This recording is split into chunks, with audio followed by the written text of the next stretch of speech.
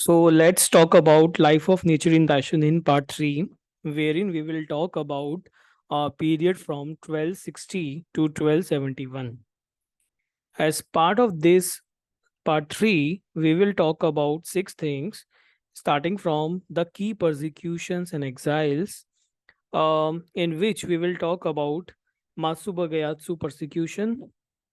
We will talk about Izu Exile, Komatsubura Persecution, and what is the meaning of second demonstration? We will talk about it also, and most importantly, we will talk about Tatsunokichi persecution.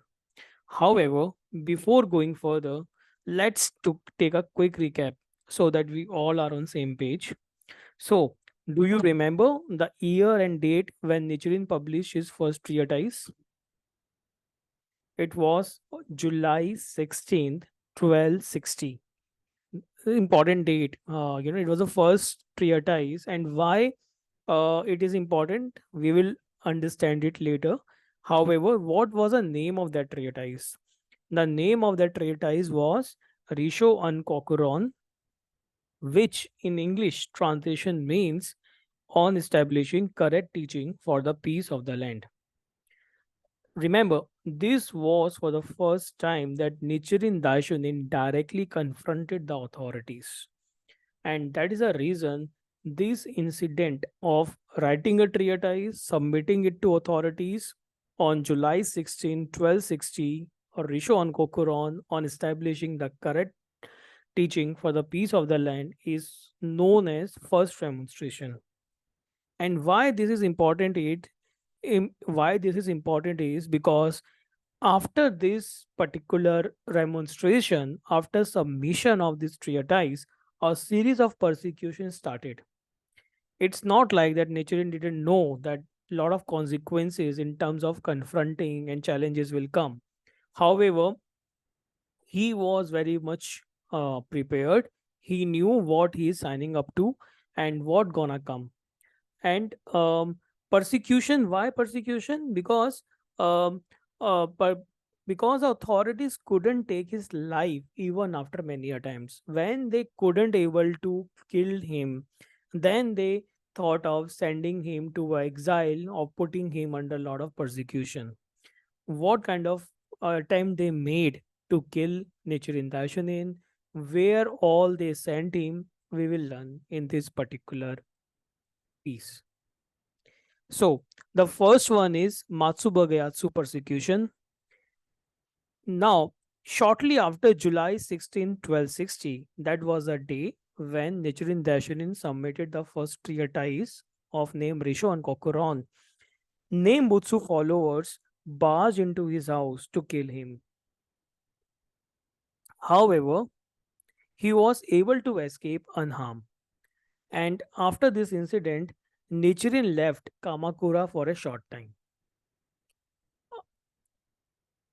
Then the second persecution is on Izu Exile. So after Matsubagayatsu persecution, Nichiren Daishonin though remained unharmed, but he left Kamakura. However, as soon as he came back to Kamakura, he was arrested and he was sentenced to exile in Izu Province. And he remained in this exile, which is known as Izu Exile, for almost 2 years, from May 12, 1261 to February 1263. Now, the most important point here is that in case of Matsubagayatsu persecution, the attempt to kill Nichiren Daishonin was made by Nembutsu followers. Authorities obviously had a support. Nembutsu followers were one of the major religion which was practiced by authorities. However, they instead of directly getting indulged into killing Nichiren Daishonin, they used Nembutsu followers to barge into his house and to kill him. But when they couldn't able to kill him, then they sent him into Izu exile. And finally, on February 1263, he was pardoned from exile and he came back to Kamakura. The second persecution is Komatsubara persecution. Now, This event happened in November 1264. Um, n- n- so we remember, right? So February 1263, Nichiren Daishonin came back to Kamakura, and in on November 1264, Nichiren was going to see his ailing mother at Awa province. At that point of time, he was ambushed by armed men. In this attack, Nichiren sustained injury to head and a broken hand. And unfortunately, one of the followers was also killed during this particular Komutsubara persecution. Now, the third and the most important persecution is Tatsunokuchi persecution. However, before going into the actual date of Tatsunoki persecution, let's understand some backdrop that why we are saying that it is the highly significant persecution. Now, why Tatsunokuchi persecution is considered as one of the major persecution? Because during this time, one of the major prediction that Nichiren made in Risho on Kokuron came true. In Risho on Kokuron, Nichiren predicted about two events. One event was around internal strife, and the other was around um, foreign invasion.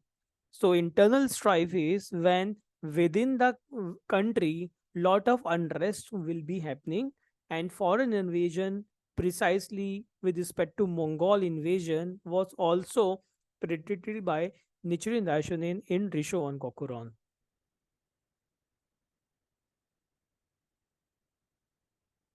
Now, also why Tatsunokochi persecution is important is because unlike the last time persecution, when they used Nembutsu followers to attack Nichiren Daishonin and try to kill him, or unlike Komutsubara persecution, when they sent um, samurais to kill Nichiren Daishonin, this was for the first time that authorities came out and they directly came out in open and showed the intent to kill Nichiren Daishonin. And by triumphing over the Tatsunochi persecution, Nichiren Daishonin cast off his transient status as an ordinary human being and revealed his original and true identity as a Buddha. Now, let's understand what all events happened before Tatsunokochi persecution, because of which the authorities which were hiding behind Nembutsu followers, which were hiding behind um, samurais to kill Nichiren Daishonin, had to come in front and uh, try to kill him directly. So the story starts from 1268. So, first was around Mongol invasion threat, which was predicted by Nichiren Daishonin in Risho on Kokuron as foreign invasion. In 1268, the authorities in Kamakura received an official letter from the Mongols challenging them that either either fight with us, or fight with us and get killed, or become part of Mongol Empire. So it's like either be with me or get perish. And Mongols were very brutal, and everyone knew that if Mongols invade, then it gonna be like it's gonna be dead end. And because now Mongols are also officially communicating and showing the intent, so that was almost imminent that Mongol invasion gonna happen, because now they have given in writing Mongols that okay, come and merge with us or get perish. So it means that they have shown intent not through just verbal but through written communication as well. Secondly, because Mongol invasion was imminent, the entire common people of Kamakura knew that the authorities have received letters from Mongol regarding invasion. Nichiren um, understood the gravity of the situation and wrote 11 letters of remonstration to senior government official. He reminded them that this is something equivalent to foreign invasion that he already predicted in the treatise he submitted to them, and he urged that let's have an open public debate with senior priests. However, just like the last time when he submitted the treatise, this time also, instead of acknowledging the facts, senior priests and government officials looked at Nichiren and their believers as a threat to the establishment. And instead of conducting a dialogue, conducting a public debate, and asking him or inviting him for advice, they actually went back to the true word priest to conduct prayers for the defeat of the Mongol forces. And who was given in charge? The in charge for the prayers were given to Ryokan. Ryokan was one of the influential and highly respected priest of the Gyokurakuji temple.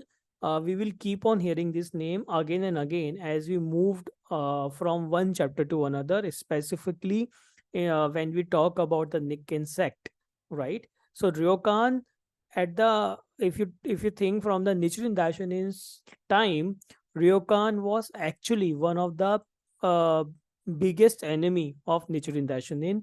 He was arrogant priest who was very influential. On prima facie, on face, he will always smile. He was always respected. However, deep down, he was the one who was actually conspiring with authorities uh, to persecute Nichiren Daishonin. Nonetheless, Nichiren continued to refute the claims and erroneous teachings of true word schools, which were misguiding public and authorities. That was the one incident which happened in 1268. And what was this incident? It was an incident of imminent threat of foreign invasion that was envisaged by Nichiren Daishonin in Rishon Kokuron. Now, the second thing which Nichiren Daishonin uh, talked about was unrest, internal strife, the unrest within the country. And that started coming up during the natural calamity on the summer of 1271. Kamakura region was facing prolonged drought. And again, just like last time, authorities again went back to Ryokan to pray for rain. Nichiren, again, he never sat silently or just observed the thing, and he stood out. He reached out to authorities again, and this time around he actually challenged Ryokan directly that, okay, if you can bring the rain within 7 days, then I'll become your disciple, or in case if you are not able to, then please take faith in Lotus Sutra. However, even after 7 days, no rain appeared. Authorities, Ryokan, both were in collusion. Authorities again extended 7 days to Ryokan to continue the prayers. And even after 7 days of extension, the rain didn't come. Now, because this time around, Nichiren directly confronted Ryokan, who was highly influential person and who was kind of a face for the Nembutsu and True Word school. Um, Ryokan, though on face, always used to support, always used to be, always used to smile, always used to talk in a rational term. However, behind the scene, he, instead of accepting the defeat, he conspired with authorities to persecute Nichiren Daishonin. Then, finally, on September 10th, Nichiren was taken from the house and he was taken into custody and he was interrogated by Haino Simon Nojo Yorusuna. And on September 12, 1271, Nichiren was finally taken into custody. On September 10, he was asked to come to the police station, asked to come for the inquiry, and finally, based on the interrogation, they framed charges. And on September 12, 1271, he was arrested for being a traitor. So he was being arrested and told that you are a traitor. Wow. And this event between September 10th and September 12th, in which during the interrogation, Nichiren didn't succumb. He didn't accepted their demands. He didn't accepted to follow their order, and he fearlessly demonstrated with authorities and warned them that if they toppled him, then it will be similar to toppling the pillar of Japan. And in that case, the internal strife and foreign invasion would descend on the land. However, authorities paid no heed and he was ultimately arrested. And this fearlessly demonstrating of Nichiren Daishonin during the interrogation period between September 10th and September 12th, 1271 is called second demonstration. Right? Now, this is what we have just discussed, that on both September 10th and September 12th, Nichiren fearlessly demonstrated with authorities and warned them and that if they toppled him, the pillar of Japan, then the internal strife and foreign invasion would descend on the land. And this event is known as second demonstration. What was the first demonstration? First demonstration was when Nichiren Daishonin wrote Risho on Kokuron and submitted the treatise on July 16, 1260 to the authorities. Now, let's come to the D-Day. Let's talk about Tatsunokochi persecution. What exactly happened on the night of September 12, 1271? So, finally, authorities on marked him as a traitor and they sent him with some soldiers at night on some secluded place on the outskirts of Kamakura to secretly behead him. And that happened on the night of September 12, 1271. However, as the executioner raised his sword to behead Nichiren Daishonin, a brilliant orb of light burst forth in the sky. All the soldiers were terrified and ran away. And with that, ultimately, because that kind of a phenomena event happened, that made the soldiers and authorities very fearful of executing Nichiren Daishonin, though they really intended to do that. However, because of this incident, they plan to abandon. The plan to execute the Nichiren Daishonin was abandoned. And this is highly significant event because in this event, by triumphing over the Tatsunokochi persecution, Nichiren Daishonin cast off his transient status and revealed his true identity.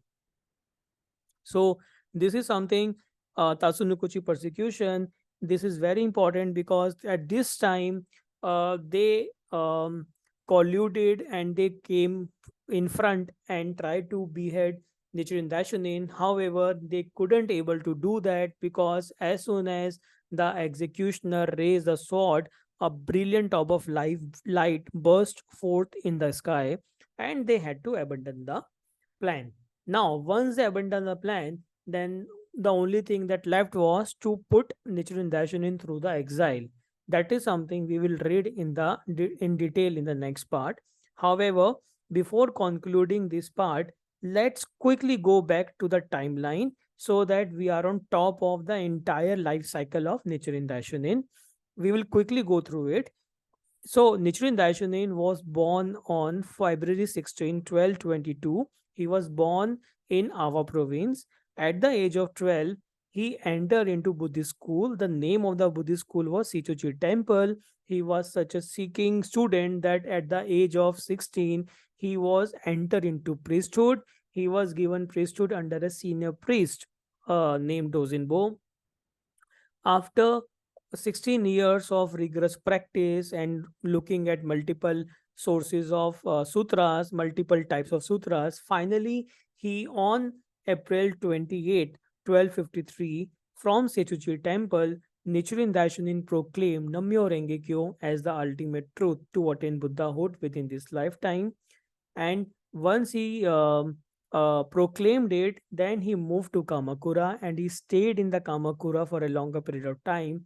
However, on in August 1257, lot of internal strife, lot of natural calamities started happening. Like major earthquake happened at Kamakura, that prompted Nichiren Daishonin to reach out directly to the authorities and try to make them understand that for the betterment of the land, the correct teaching needs to be uh, flown from the top down approach. And ultimately, on July 16, 1260, he wrote the first treatise, which is known as Rishon Kukuron, which means on establishing the correct teaching for the peace of the land. This event is also known as First Demonstration because this is for the first time Nichiren Daishonin directly confronted the authorities. Nonetheless, after submission of the treatise, a series of persecution happened. Matsubagayatsu persecution happened very shortly after July 16, 1260, when Nembutsu followers barged into his house and tried to kill him. However, he was able to escape unharmed. He went out of the Kamakura. However, as soon as he again came back, he was sent to an Izu Exile, where he stayed for almost 2.5 years, 2 years. And when he was pardoned and again came back, then again, while he was going to meet his mother, ailing mother, he was again ambushed by samurais, and in which he suffered injuries, and one of the followers was also killed. That event happened on November 1264. However, the key is that Tatsunokuchi persecution was very important because that was the first time that authority directly came and tried to kill Nichiren Daishonin. But before that, lot of events happened that prompted authorities to came out and in front and kill Nichiren Daishonin. So two important events, the two predictions of Nichiren Daishonin in Risho and Kokuron came true, and when Nichiren Daishonin confronted the authorities about the prediction of foreign invasion and about natural calamity and directly confronted Ryokan, one of the priests of Nembutsu followers. Then authorities all hell broke loose, and he was subjected to interrogation. Even during interrogation, he fearlessly confronted them, and this is known as second demonstration. And finally, on September 12, 1271, he was sent to the outskirts of Kamakura for beheading. However, beheading couldn't happen because as soon as the executioner raised the sword, a brilliant orb of light came from the dark sky and everyone got threatened and ran away. Now, this event is known as Tatsunokushi persecution because this is for the first time Nichiren Daishonin cast off the transient means as a human being and revealed his true identity as the Buddha. And this is it for the part 3. In the next part, we will talk about exiles and more. Thank you so much.